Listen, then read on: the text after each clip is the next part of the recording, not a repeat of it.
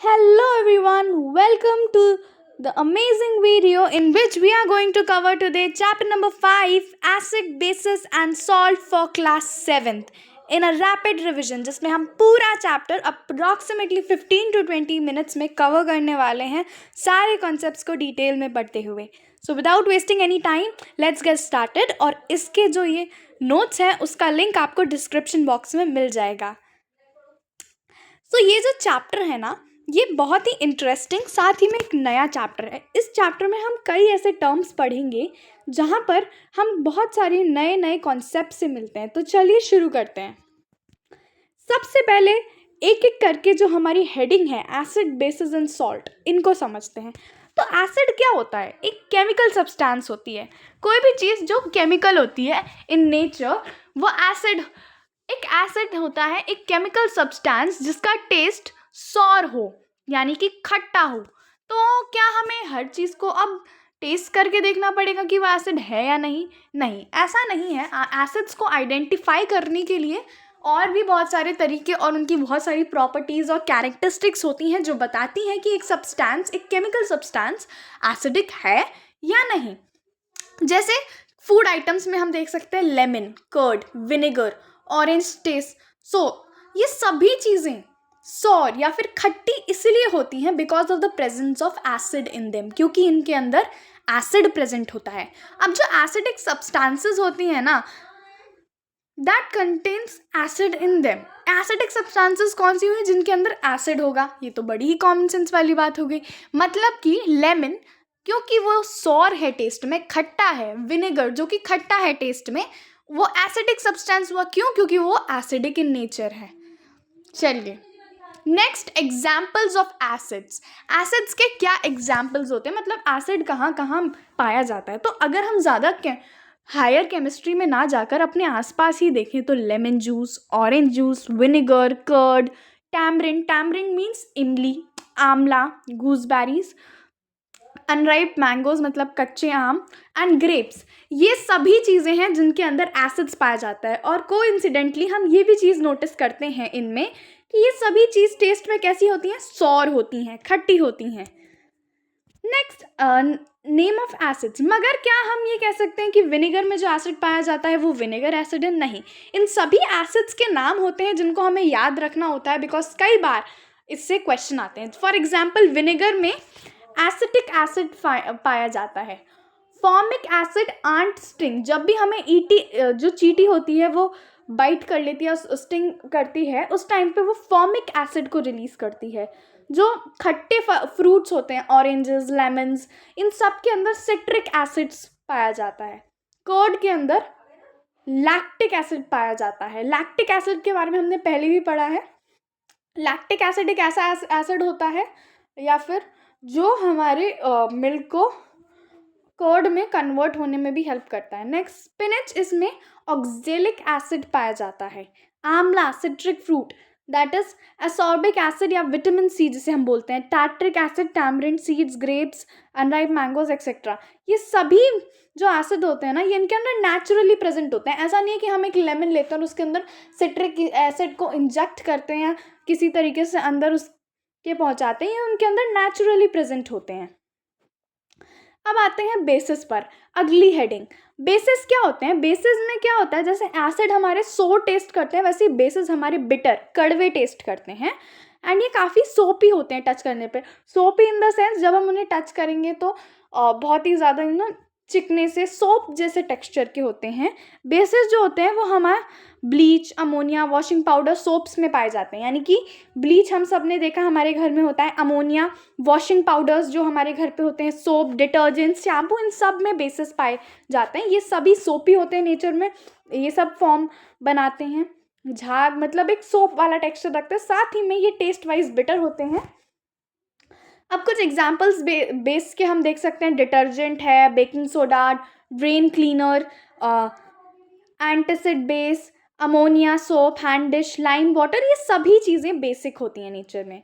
अब उसके बाद में चलो इन बेसिस के नाम जाते हैं. जिस तरह से हमने देखा कि लेमन में कोई लेमन एसिड नहीं होता है, सिट्रिक एसिड होता है, उसी तरह सोप में या लाइम वाटर या विंडो में, इन सब में कोई सोप बेस या इस टाइप का बेस नहीं होता, इनके पर्टिकुलर नेम है। जैसे कि सोप में जो बेस होता है उसे हम सोडियम हाइड्रोक्साइड बोलते हैं।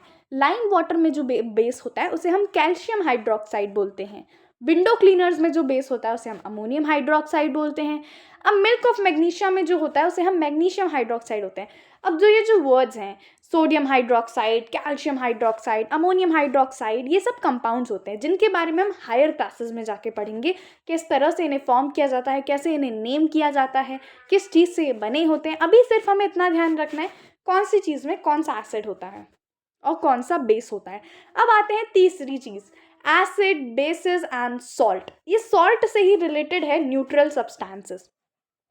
अब कोई तो चीज़ एसिडिक है नेचर में यानी कि सॉर है, कोई चीज़ बेसिक है यानी कि बिटर है। अब कुछ न्यूट्रल भी तो होगा। न्यूट्रल शब्द का जो लिटरल मीनिंग होता है मतलब बराबर, ना तो ज़्यादा ना कम, ना खट्टा ना कड़वा, यानी कि ना तो कोई ऐसी सब्सटेंस जो ना एसिडिक है नेचर में ना बेसिक है, उसे न्यूट्रल में कंसिडर किया जाएगा, यानी कि ना इधर ना उधर। दिस इज लिटरल मीनिंग और यही इसका यहाँ पे सेंस है कि कोई ऐसा केमिकल सब्सटेंस जो कि ना ही एसिडिक हो नेचर में ना ही बेसिक हो नेचर में। इसके एग्जाम्पल है pure water, table salt, sugar solution etcetera, ये सभी न्यूट्रल सब्सटेंसेस के एग्जाम्पल हैं।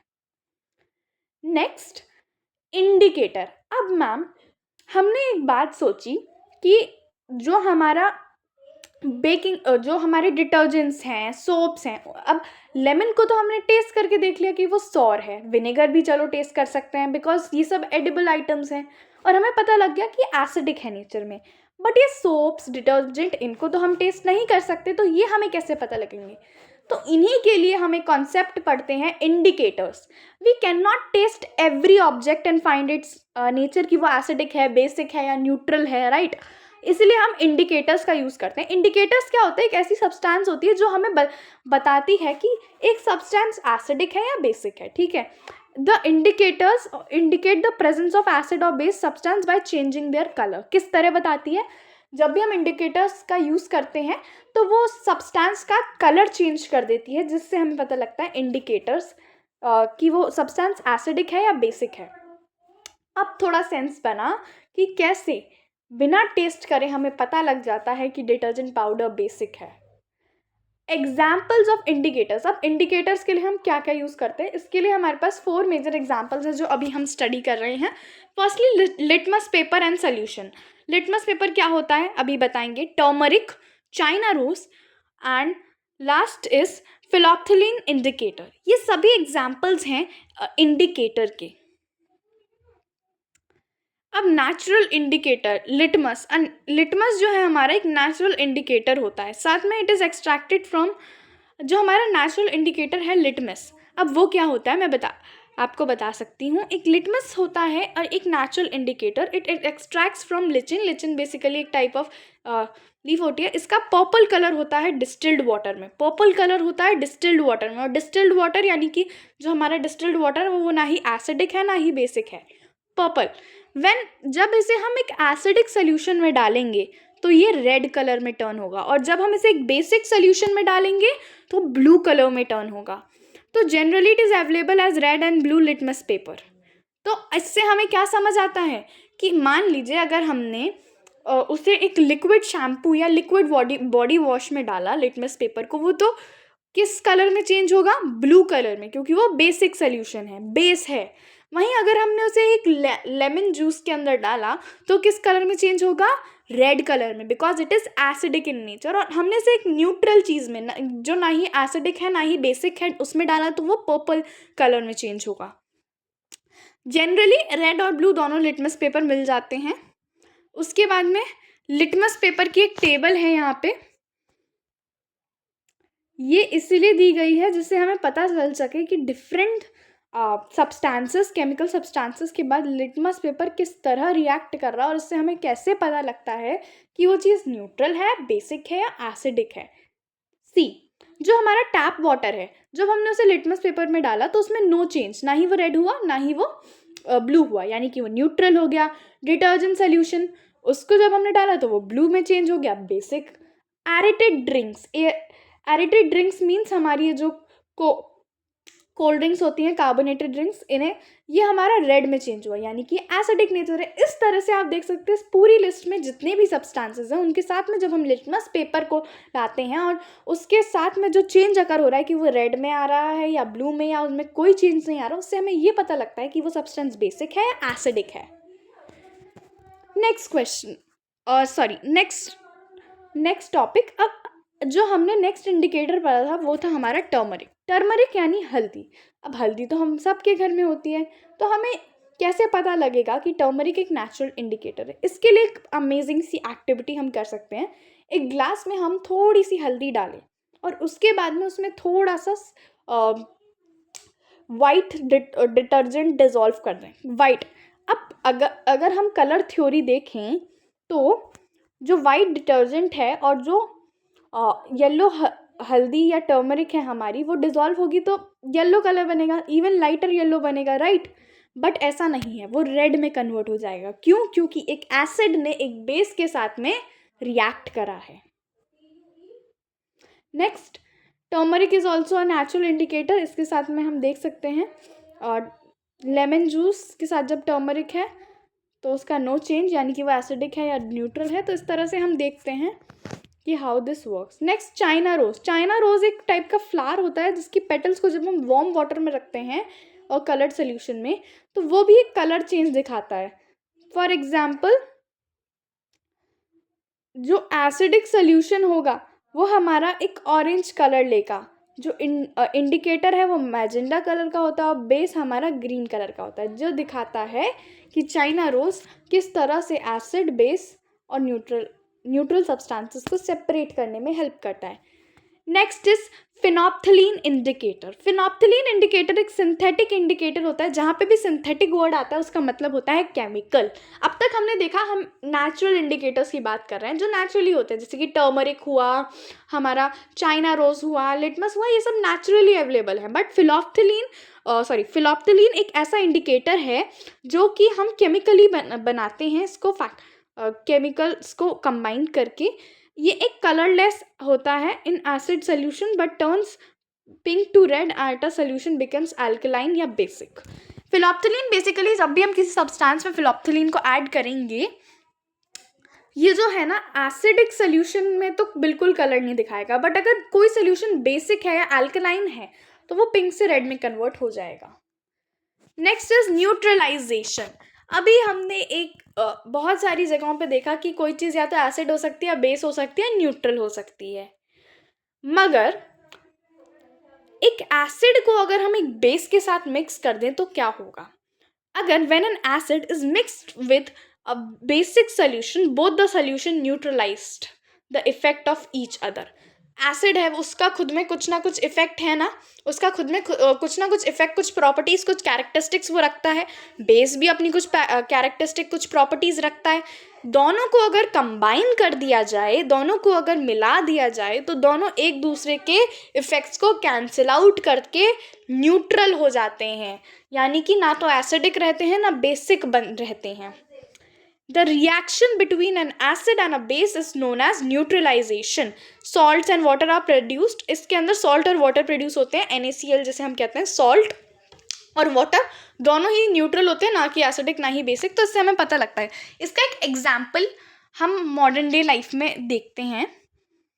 अगर किसी सपोज करिए एक टैप है और उस पर रस्टिंग हो गई है, जंग लग गई है, एंड अगर आप उस पर थोड़ा सा लाइम डाल के उसे रब करेंगे तो हम ऐसे आगे हायर क्लासेस में पढ़ते हैं कि जो रस्ट होती है हमारी या जो जंग होती है वो बेसिक होती है नेचर में। अगर हम उस पर कुछ एसिडिक डाल दें तो न्यूट्रलाइजेशन नहीं हो जाएगा, वो जंग हट नहीं जाएगी। यस, तो हम उस पर कुछ एसिडिक डालते हैं जिसके लिए आप लेमन डाल सकते हैं, विनेगर डाल सकते हैं, और जैसे ही आप उसको डाल के रब करते हैं आप ये ऑब्जर्व करते हैं कि वो रस्ट वहाँ से चली जाती है। ऐसा इसीलिए होता है क्योंकि एसिड और बेस दोनों कंबाइन कर जाते हैं और वो एक दूसरे को न्यूट्रलाइज कर देते हैं। ये होता है न्यूट्रलाइजेशन रिएक्शन। इसके कुछ एवरीडे एग्जांपल्स देखते हैं। इनडाइजेशन। जब इनडाइजेशन होता है, during indigestion taking milk of magnesia या फिर magnesium hydroxide give us relief as it neutralises the effect of acid produce inside the stomach. तो बेसिकली जब भी इनडाइजेशन होता है आपको एक एसिड प्रोड्यूस होता है आपके जो स्टमक है उसके अंदर।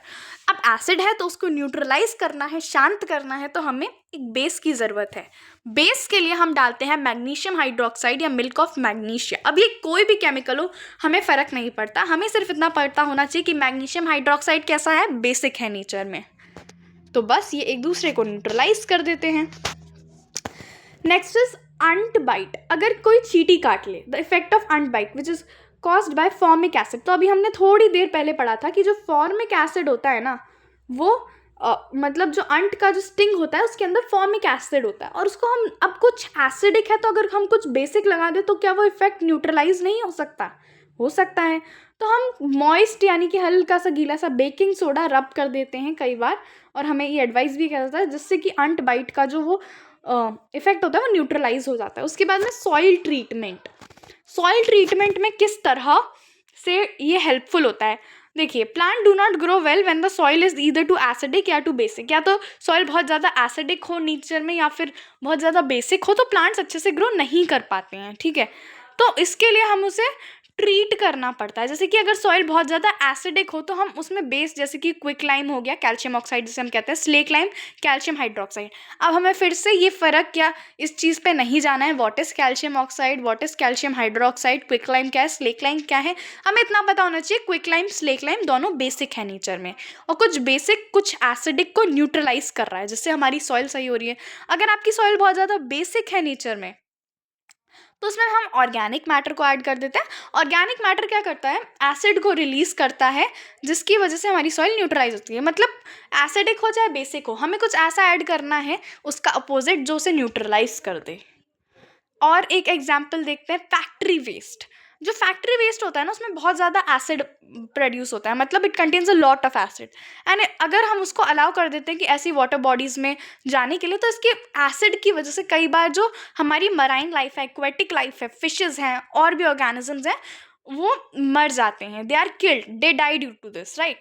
तो इसके लिए फैक्ट्री वेस्ट है ना उसको पहले न्यूट्रलाइज कर देना चाहिए, उसके अंदर बेसिस को ऐड करके उसको रिलीज़ करने से पहले सीवेज के फॉर्म में या किसी भी फॉर्म में उसमें थोड़ा सा बेस से कुछ ऐड करना चाहिए जो उसको न्यूट्रलाइज कर सके। और एसिड को कौन न्यूट्रलाइज करता है? बेस। तो इस पूरे चैप्टर में हमें सिर्फ एक चीज़ ध्यान रखनी है कि एसिड है तो बेस, बेस है तो एसिड, वो एक दूसरे को न्यूट्रलाइज कर देते हैं।